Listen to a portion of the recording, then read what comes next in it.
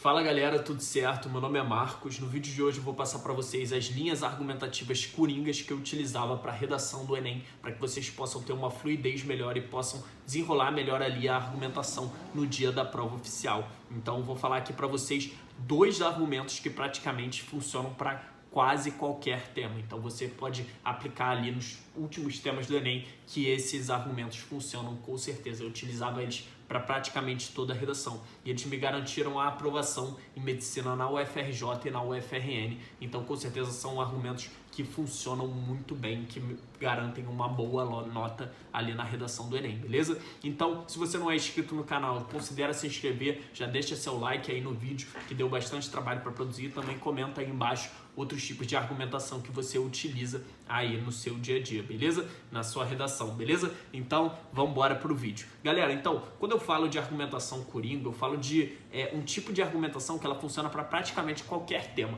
Mas beleza, o que são os temas do Enem? Os temas do Enem envolvem geralmente uma problemática que existe no nosso país. Geralmente não, sempre. Então, se a gente pegar, por exemplo, o último tema, estigmatização das doenças mentais na sociedade brasileira, a gente tem um problema que é um preconceito que existe com os doentes mentais no Brasil. E o Enem quer que a gente argumente em favor disso, fale quais são as causas, quais são as consequências, fale ali, discuta sobre aquele tema, beleza? Então, outro tema que a gente teve no Enem 2019 foi democratização do acesso ao cinema no Brasil. Então, aí a gente já tem um problema implícito. Se a gente está falando de democratização do acesso ao cinema no Brasil, a gente consegue raciocinar que no Brasil, o cinema ele não é um meio de arte democrático. Muita gente não tem acesso a essa forma de arte. Então, a gente pode pensar e trabalhar a partir disso. Então, são problemáticas nacionais. Em 2018, a gente tem a questão dos algoritmos lá, com o controle do usuário pelo uso do acesso de dados, não lembro direito a frase tema, mas era algo relacionado aos algoritmos, ao acesso aos dados ali pelas empresas, algo que também está muito presente aí, um problema moderno da nossa sociedade. 2017, a educação de surdos. 2016, a gente tem a intolerância religiosa e o racismo no nosso país. Então, ali são sempre temas que dialogam ali com problemáticas presentes no nosso país, beleza? Isso é bem claro, a gente consegue perceber sem muita dificuldade isso. E quando a gente pega, por exemplo, democratização do acesso ao cinema no Brasil, a gente tem que problematizar, a gente tem que ver que realmente não é democrático o cinema no Brasil, por isso que o Enem colocou esse tema, e a gente tem que apontar as causas, as consequências, apontar ali, argumentar em favor disso. Como é que eu fazia? O meu modelo era duas causas, então eu culpava no primeiro parágrafo o Estado, que ele é o principal promotor do bem-estar social, então ele deveria agir para inibir aquela problemática. Então, no caso ali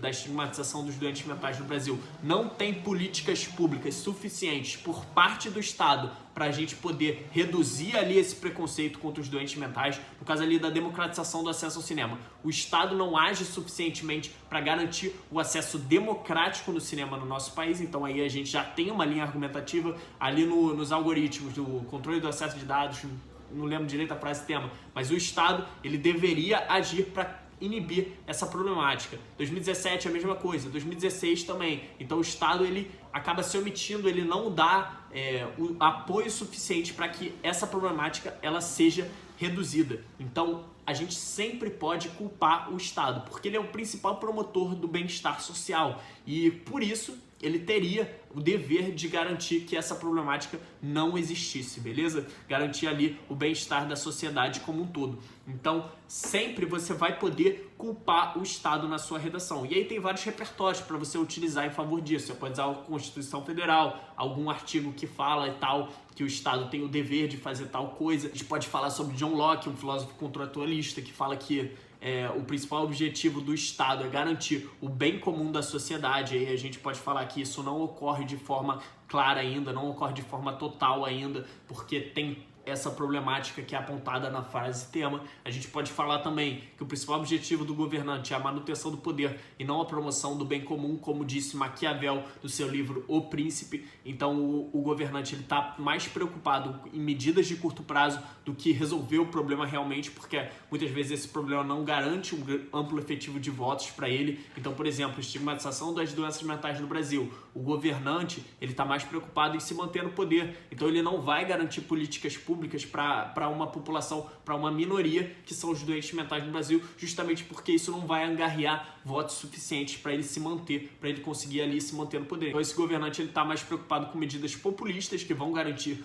voto para ele, geralmente aparece só na época de eleição, né, como é no nosso país, mas está mais preocupado com isso do que realmente resolver uma problemática que afeta de forma cruel uma minoria como os doentes mentais no nosso país. Então a gente pode pensar nessas lógicas argumentativas ali quando a gente vai culpar o Estado. Eu vou deixar aqui o parágrafo da minha redação do Enem 2020 para vocês poderem ter uma ideia de como que eu culpei o Estado nesse texto, como que vocês podem fazer e tudo mais.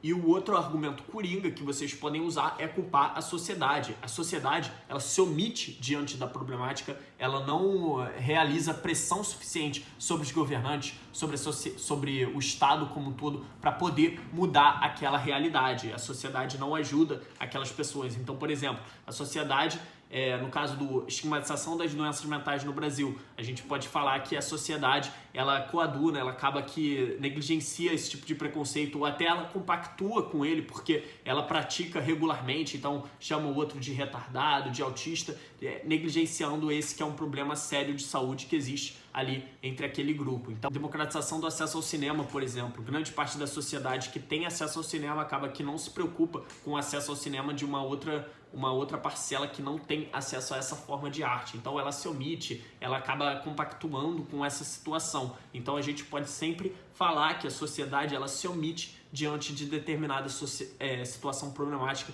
que por vezes ela compactua, então ela concorda com aquela situação, ela até ajuda a perpetuar aquela situação problemática. Então da estigmatização dos doentes mentais a gente pode falar isso sim, que a sociedade tem ali sua culpa entre o preconceito que existe com os doentes mentais.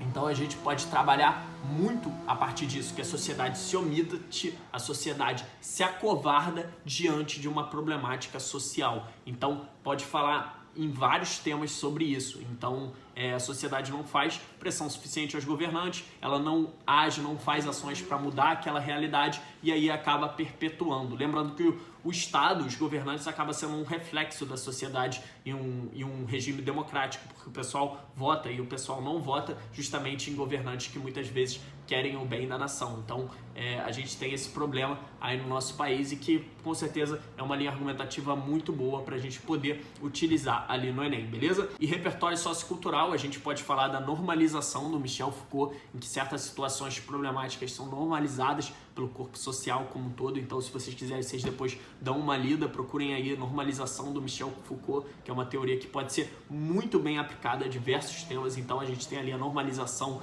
da estigmatização das doenças mentais no Brasil, a normalização da falta de acesso ao cinema em certas regiões, a normalização da falta de acesso à educação por surdos, a normalização do racismo e várias outras coisas que a gente pode utilizar dessa teoria, beleza? Então a gente pode falar também sobre, no meu caso, no Enem 2020, eu utilizei da teoria da Hannah Arendt, sobre a banalidade do mal, que fala algo parecido, que uma situação é tão repetida, acaba sendo tão repetida que ela se torna banal, uma situação problemática se torna banal. Então, uma maldade, por exemplo, no caso, o genocídio dos judeus há muitos anos atrás, ali na Segunda Guerra Mundial, ele foi visto como um mal banal pelos alemães. Os alemães compactuaram com aquela situação problemática e tudo mais.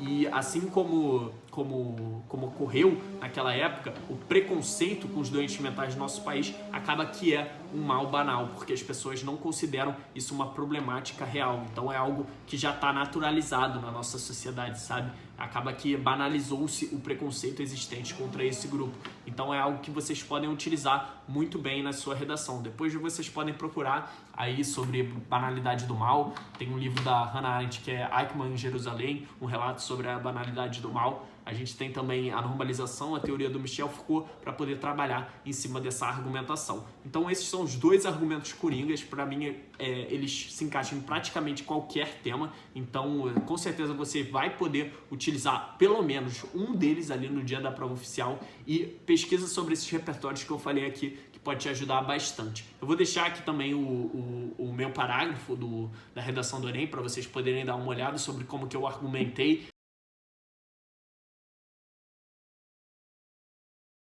É isso aí, eu espero que vocês tenham gostado. Se esse vídeo ajudou, já deixa seu like, já se inscreve no canal que tem muito conteúdo bom vindo por aí, beleza? Depois segue lá no Instagram, @marcos.vasque com 2 Cs no final, que tem muito conteúdo pra sair por lá também. Eu tô sempre respondendo o pessoal, caixinha de dúvida e tudo mais. E é isso aí, eu espero que tenha ajudado de verdade. Até a próxima, pessoal.